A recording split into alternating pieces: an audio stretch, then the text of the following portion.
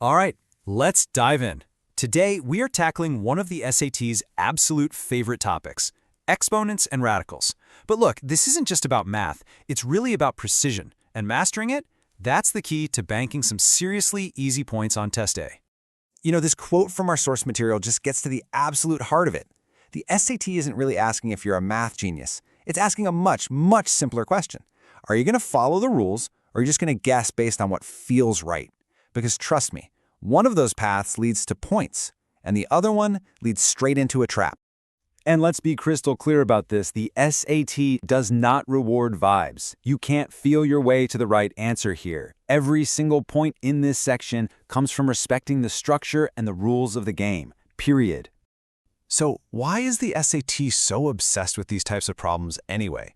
Well, it's because they are the perfect trap, specifically designed to exploit how our brains work when we're under pressure. Here's exactly how the trap is set. The questions, they look short, right? So you think, great, a quick one. They feel easy, so you kind of lower your guard. And that is the exact moment they punish one tiny, almost invisible mistake. It's a brilliant, frustrating design. And make no mistake, the test is designed with this in mind. The SAT is like a patient predator. It knows you're in a hurry, it knows you're going to glance and rush, and it just sits there, waiting for you to make that one predictable slip-up. Our job is to not give it the satisfaction. Okay, so how do we disarm these traps? We go through basic training. We master the unbreakable rules that govern this entire topic. And you gotta think of these not as things to memorize, but as your essential toolkit. And it all starts right here, with the absolute core meaning. Before any rules, before any tricks, an exponent just answers one simple question. How many times am I multiplying this thing by itself? So x cubed isn't some abstract idea, it's literally just x times x times x, that's it. And this right here, this is the key that unlocks everything. If you can just hold on to that simple meaning, all the complex-looking rules we're about to cover suddenly stop feeling random. They start to feel intuitive, almost obvious. So these are pretty much the only 3 rules you really need, and they all flow from that core idea. So first, when you're multiplying terms with the same base, like x squared times x cubed, well, that's just x times x multiplied by x times x times x. How many x's are being multiplied in total? 5. That's why we just add the exponents. And when you divide, you're just canceling stuff out. 5 x's on top, 2 on the bottom, you're left with 3, so you subtract. And a power of a power, that's just repeated multiplication of the group. X squared cubed is just x squared times x squared times x squared. 3 groups of 2. That's 6 x's total. See? You just multiply them. Now here is a classic trap the SAT loves.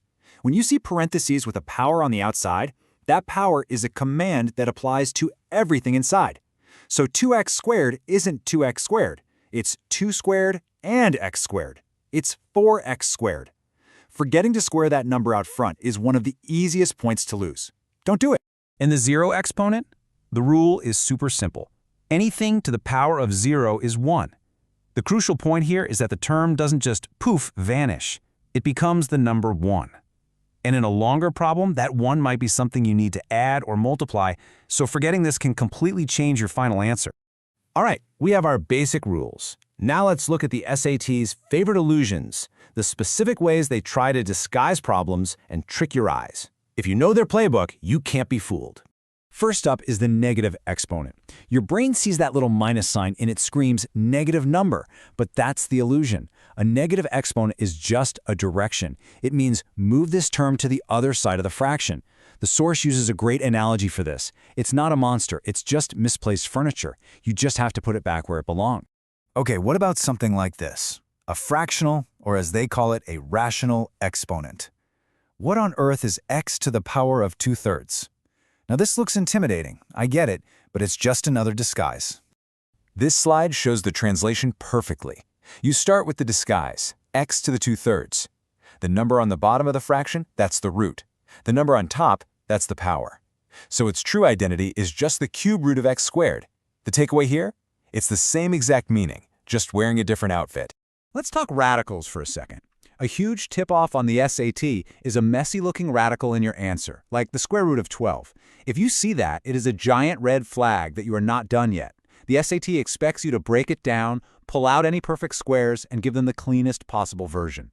So root 12 becomes 2 times the root of 3.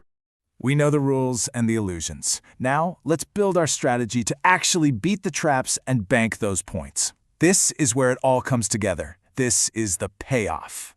Here's a trap that's not even technically about exponents, but it shows up all the time with them. If x squared equals 9, what is x? Your first instinct is 3, right? But wait, -3 also works. The SAT absolutely loves when you forget the plus or minus. Don't give them that easy point. Now this slide is your pre-flight checklist. Seriously, think of it as the warning label on the side of the test. These are the most common unforced errors. Forgetting x to the 0 is 1, panicking about negative exponents, not simplifying, ignoring the plus or minus. These are all precision errors, not knowledge errors.